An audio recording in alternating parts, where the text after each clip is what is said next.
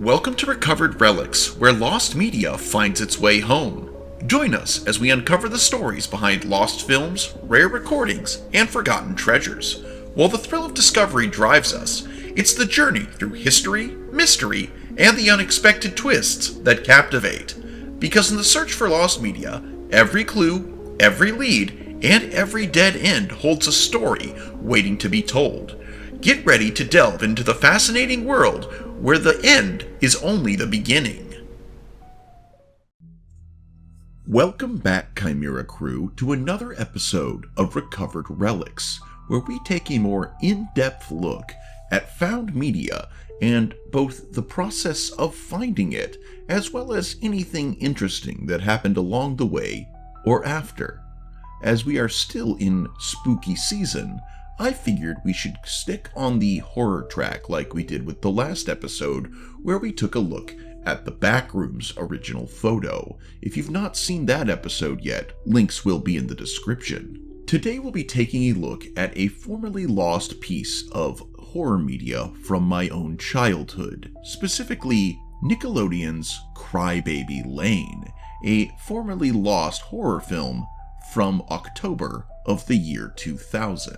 Today we'll take a look at its origins, the urban legends surrounding it as a piece of lost media, and the results when it was eventually found. Let's begin. Crybaby Lane is a made-for-TV comedy horror film that originally aired on Nickelodeon's SNICK programming block on October 28th of the year 2000 as part of its Halloween lineup. Directed by Peter Lauer and co-written by Lauer and Robert Mittenthal, the film was intended to be a fun, spooky treat for young audiences. The story follows a young boy named Andrew and his older brother Carl, who perform a seance in a graveyard to impress a group of girls. In the process, they accidentally release the evil spirit of a dead Siamese twin. The evil twin wreaks havoc on the town by possessing people and turning everything it touches evil. As the chaos escalates, Andrew must find a way to stop the malevolent force, eventually traveling to Crybaby Lane to cut the root out of the heart of the good twin and end the reign of terror. The production of the film had initially been envisioned as a theatrical release with a budget of $10 million. However, Nickelodeon's parent company, Paramount, decided to shelve the project. A year later, Nickelodeon revived the idea, but with a significantly reduced budget of $800,000, making it a low-budget TV production instead of a big-screen film. Filming took place over 20 days, with some shots done in Ohio and others in New Jersey. Despite its modest origins, the film's single airing became infamous because it mysteriously disappeared afterwards, never receiving a home media release or international broadcast. It would not be aired again for over a decade. After its original airing, Crybaby Lane vanished from Nickelodeon's schedule. The network did not release the movie on any form of home media, and no reruns were scheduled. Additionally, the film was never aired outside the United States, which further contributed to its mystique. In the early 2000s, the movie became the subject of wild speculation and urban legends. According to rumors, Crybaby Lane was banned because parents complained it was too disturbing for children. Allegedly, so many parents protested its content that Nickelodeon disowned the films, with some employees reportedly going as far as to deny its existence. There were even claims that Nickelodeon stated the film had aired by accident, creating a narrative of the movie being too dark and inappropriate for its intended young audience. This mystery only deepened as fans of the film launched forums and discussion groups in an effort to prove the movie had aired. When contacted, Nickelodeon either denied knowledge of the film or claimed it had never existed. Despite this, fans remained certain of its existence, bolstered by fragmentary memories and second-hand accounts. Over the years, people began to mythologize the film, claiming it contained far scarier content than it actually did, including alleged scenes of disturbing psychological horror. The mystery surrounding Crybaby Lane eventually gained traction in other online communities.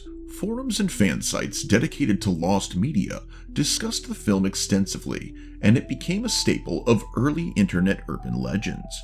As is often the case with lost media, the more elusive the film became, the more people exaggerated its content.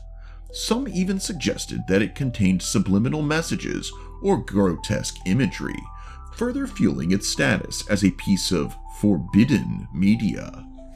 At its peak, Crybaby Lane was talked about in the same breath as other infamous lost or banned films, and many began to believe it had never been aired at all. The film's disappearance only added to the mystique, creating a narrative of censorship that gave the movie an aura of taboo.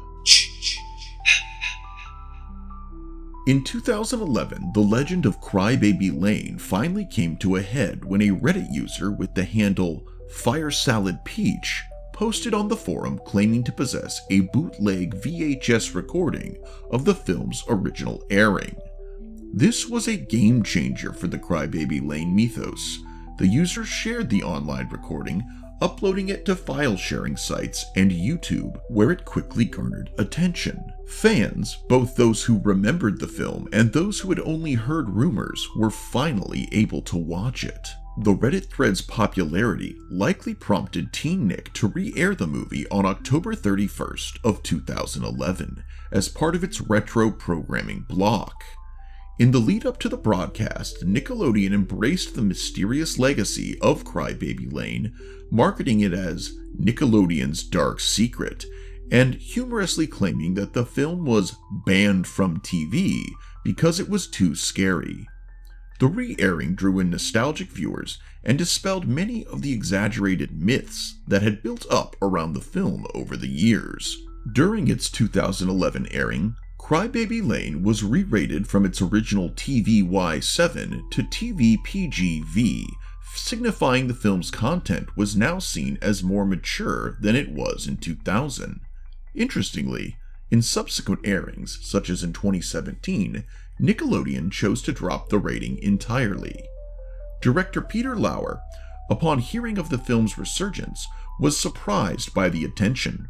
In interviews, he expressed that he had no idea the film had been banned or the subject of so much controversy, admitting that he assumed Nickelodeon simply didn't like it enough to re-air it. A Nickelodeon representative later clarified that the film was never banned, disowned, or destroyed. It had merely been forgotten. For all the hype and mystery surrounding it, Crybaby Lane was, in reality, a rather tame horror film for kids. The plot centers on an urban legend, a trope familiar to many Nickelodeon viewers through shows like Are You Afraid of the Dark? The film successfully creates a spooky atmosphere with minimal resources, relying on eerie silences, shadows, and the simple but effective folklore of the evil twin. However, by modern standards, the film's scares are mild. The acting, while serviceable, does not elevate the film beyond its modest expectations. Frank Langella, who plays the local Undertaker, provides the most memorable performance, lending a gravitas to the role that contrasts with the otherwise campy tone. The younger actors do their best with the material, though the script and direction are far from groundbreaking. The film's pacing is slow, with the supernatural elements taking time to build, which could frustrate viewers looking for more overt horror. The minimal special effects also underscore the film's low budget, with most of the scares being implied rather than shown. In the context of the urban legend that built up around it, Crybaby Lane is decidedly less frightening than its reputation suggests. Ultimately, Crybaby Lane has achieved a cult following, more for the mystery and intrigue surrounding its disappearance than for the film itself. Its rediscovery and subsequent re-airing became a case study in how lost media can grow in legend and how the internet can elevate forgotten pieces of culture into objects of obsession.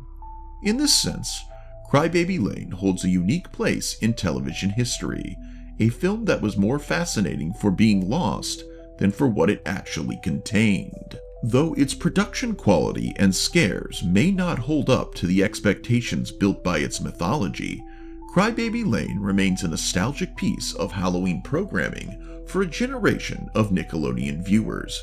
Its legacy as Nickelodeon's dark secret continues to endure, cementing its status as a cult classic. And that's the episode, everybody. On a personal note, I do remember watching the original airing of Crybaby Lane and thinking at the time that it was kind of ass, to be perfectly honest. I did not know until much later, after it had already been rediscovered, about the overwhelmingly exaggerated mythology of its contents that went on when I was more or less not very active on forums in the internet. I hope you are enjoying our looks at the other side of lost media with this new series. If you like this content, please be sure to like, comment, and subscribe if you have not done so already. As far as comments go, please suggest your favorite piece of found media that you would like me to take an in-depth look at. And if you would like to help the channel monetarily, please consider becoming a YouTube member, joining the Patreon, purchasing a mini, or leaving a one-time super thanks here on the channel. Until next time, stay safe, stay spooky, and alpha great day, and an even beta tomorrow. Bye-bye.